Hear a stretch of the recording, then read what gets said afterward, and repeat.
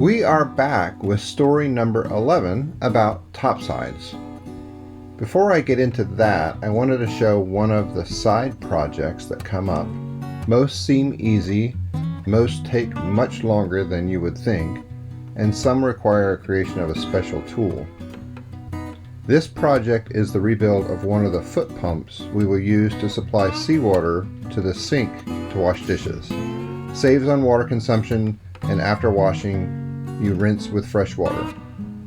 The test here for me is to see if I can get this thing rebuilt and working properly on the first try, or maybe the third try.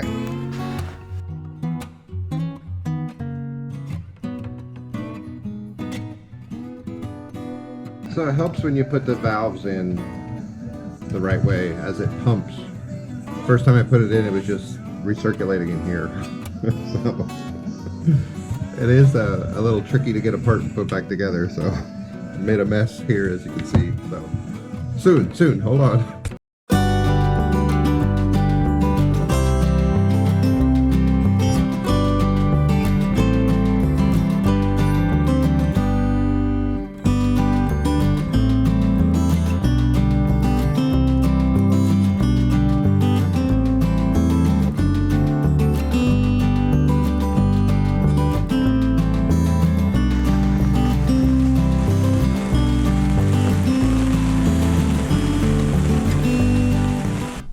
Figure out the pump.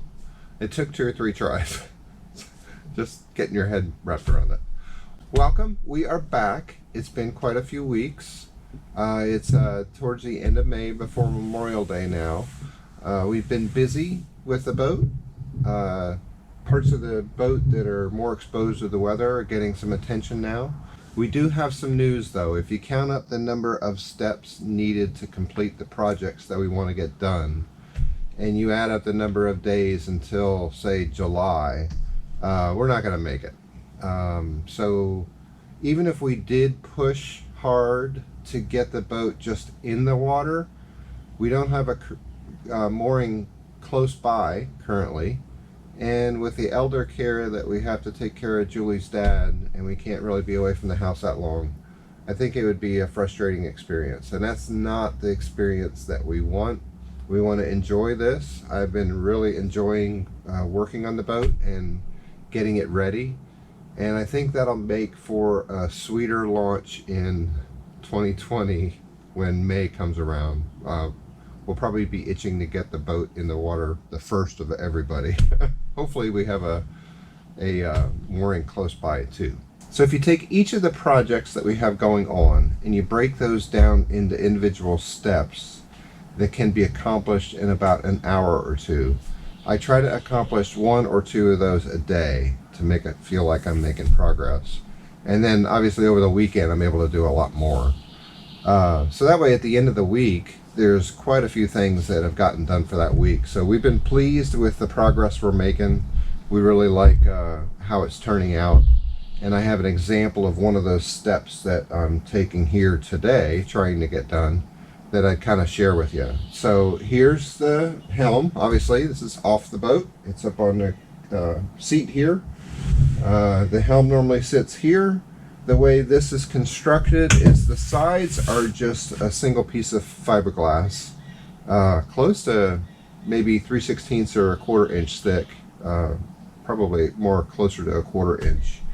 And then the holes in the boat that mount this helm, there's a piece of plywood underneath, and then this is mounted underneath of that, and then the wires come down through there, the guide wires, and then they go back to control the rudder.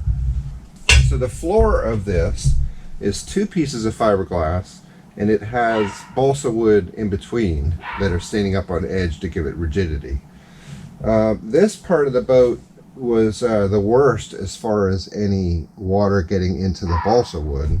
What I did was I put an Allen wrench on my drill, and I would work the hole and just drill the Allen wrench all the way around. So I was able to clear the balsa wood out of the hole to this depth on each of these holes, and then got a bigger Allen wrench, and then I was feeling some resistance and couldn't actually do it in some spots because I was getting to some good balsa wood. So that was good.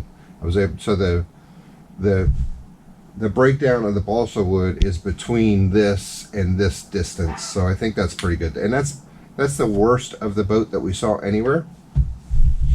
So I cleaned that out. I made another 3/4 inch plate and put it up underneath there of plywood, and that's epoxied in place. Rounded out those holes, and then we filled them. So yesterday's step was to clean out those holes, and then I filled them full of epoxy. So I'll show that here. So here's the mounting screws go through here.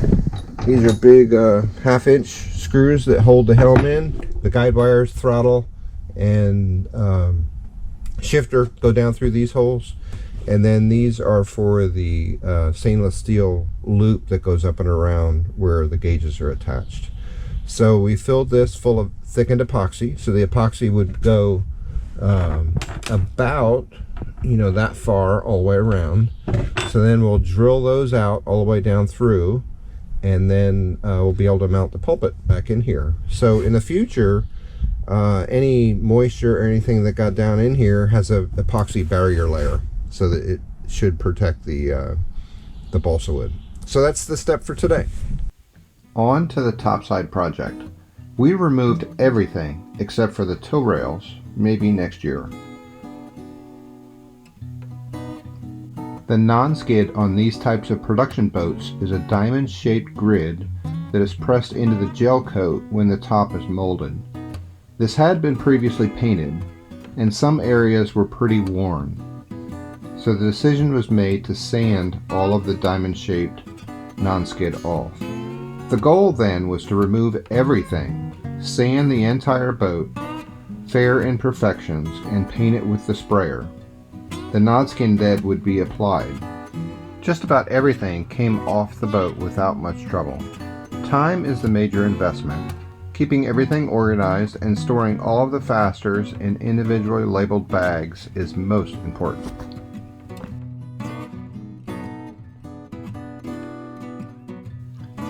Speaking of time, if I spend too much time on a given day, Greta takes to this position and pushes the primary issue.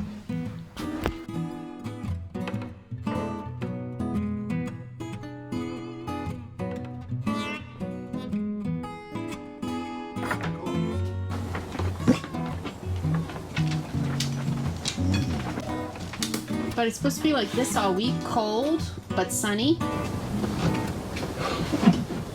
What do you want? Huh? You're in my space. She's telling you it's quitting time. It's a quitting time.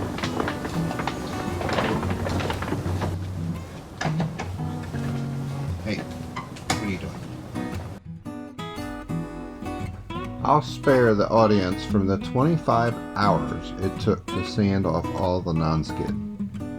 I put my earbuds in, my headphones on over top of that, and a good audible book, and started to lose myself in the story. It did come off fairly easily, it was just very time consuming. Next is filling the holes.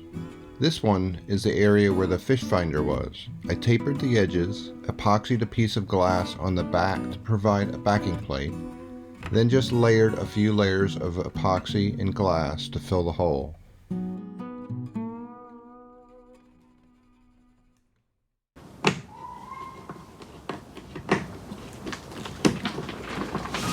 It's not quitting time yet.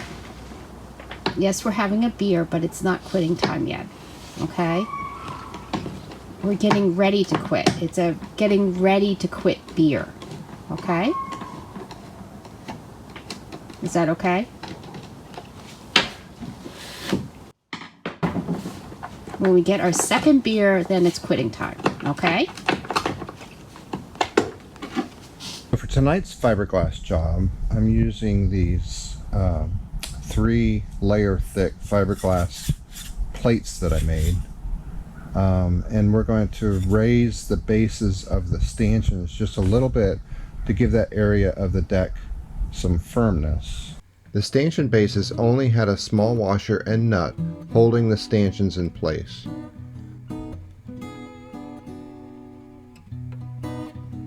I plan on adding an aluminum backing plate as well as raising this part of the deck about 5 millimeters. This should provide more support for the stanchion as well as helping prevent any water intrusions. I did the same for where the chain plates come through the deck. This area there were some balsa wood issues and the holes over the years were enlarged. The soft balsa wood was cleaned out and the area was filled with thickened epoxy, and a raised plate was installed. The foam preserved the area for where the chain plate passes through. I've seen this done on other boats where the areas are raised. It makes sense to me to provide a way for the water on deck to avoid these areas. I'll show first what I did up here, because it's the same thing. This is where up on the foredeck, this will go right here on top of the capstan. So this plate is a flat surface on a rounded deck, and what I did was tape it off and then made some thickened fiberglass and then just smushed this down into the thickened fiberglass and then cleaned up around the edges. And the edges I did, like this one, I'm raising the same thing here. And I used the tape, and then I'm using my Dremel to just work my way along the edge to contour the bead here, and then I'll fair it out. So that's turning out pretty good here. I have it nice and fair. I haven't put the fairing compound on it yet. But the tape underneath the fiberglass there gives me a good reference of how far down the deck is, because I don't want to go too far. And then what I'll do is take the fairing compound and just run along the edge. As you can see, there is lots of fiberglassing to do. This will fill the area where the engine gauges were.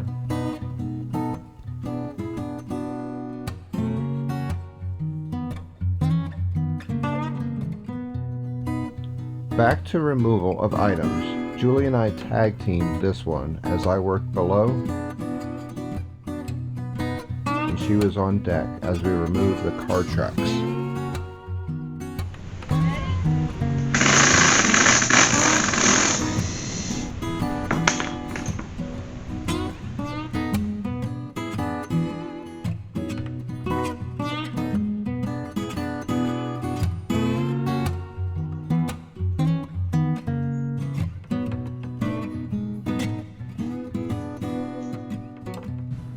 One of the deck projects that I'm working on is for one of the fair leads. So this was on the deck. They only had 1-inch screws in the setup here, so only about 3/4 of an inch was going into the fiberglass. This was here, and then the line would come down from the main sheet through this block here and then back to the cockpit. This had pulled out about halfway through the season, and what we did just in the meantime is we got a block and put it on a rope and then put it on the stanchion to kind of hold things in place until we can get it situated. So obviously we are not using this again. I bought this because I want to be able to lead more lines back to the cockpit eventually. This has the ability to flex a little bit so it can follow the contour. But I wanted to raise this just a little bit, just so that the lines that come across don't actually rub on the top of the cabin top. So what I did yesterday was I put a piece of plastic down and then taped it in place, and then I put a piece of peel ply down on the surface, and then I fiberglassed in, I think I did 6 or 7 layers of chop strand onto the peel ply, and then put another piece of peel ply on, another piece of plastic, and then I used the cabin window that I had to kind of just get even pressure on this to seal it off. Last night pulled it off and then drew around it to make this piece here. So it's about 1/4 inch thick. It's nice and strong. and it follows the contour of the boat perfectly. So what we're going to do is position this, and then I'll draw a line around it, mask it off, remove the gel coat, and then fiberglass this in, and then contour the edges and fair it out so it's all looks good. And then this will be painted, and then the non-skid will be all around it. So let's get started.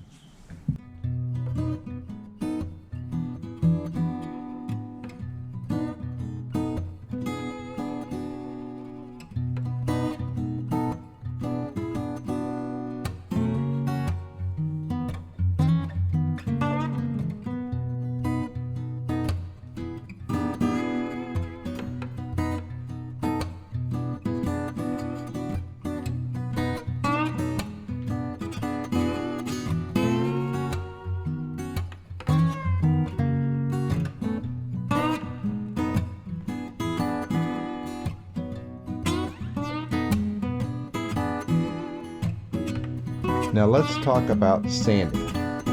In preparation for painting, any imperfections were faired, sanded, and inspected. And this cycle of steps repeats until it's considered good enough or you feel like it's going to drive you crazy. At this point, the dogs were no longer allowed on the boat, and also we are ready to paint. Well, welcome. Well, we should welcome ourselves back because it's been a long time. It's been way too long. I think our last video was in April, and once it started getting warmer, we just jumped more into projects, and time's gotten away from us, and we were initially pushing to get the boat in the water, but she was feeling the stress first, and then I was feeling the stress later, so we discussed it, and we decided to delay till next year and just enjoy this experience. Yeah, it was getting way too stressful. Yeah. One of the things I've been amazed about is how dirty the boat actually was. It was filthy. The next video will be do some painting, but also Julie's gotten a new little thing there you see in the background, and doing some sewing on cushions and stuff. So one thing you might start noticing is we upgraded, and we upgraded our camera setup. So that's what we're recording now. So hopefully you see some improvement in the sound and also the video. So I think we can show the difference from now to one of the previous ones. So let me try this. Now I think you have to do the bottom, and I'll do the side here. Ready? Pull. Okay, so now you can kind of see the difference between us down there and us up here. So one of the things that let's push back. One of the things that we also tried to do and show is the pups, you know, they were on the boat, and Greta looks forlorn that she's not getting any exercise. So we're going to put some clips at the end that shows a little bit of exercise going on. Or working. Working. These are working dogs. These are working dogs. They need to work all the time. So we call him Air Finn. So until next time. See ya. See ya.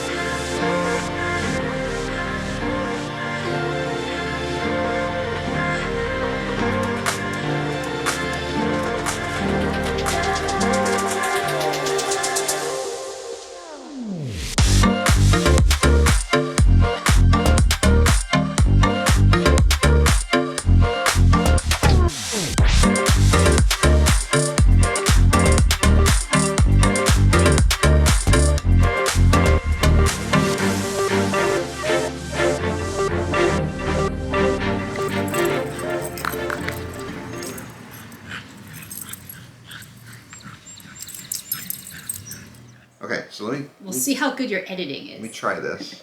No, you're not you yet. Oh, sorry. Jeez. Yeah, let me try this and then Okay. I'll ask you Okay. to do that. Okay.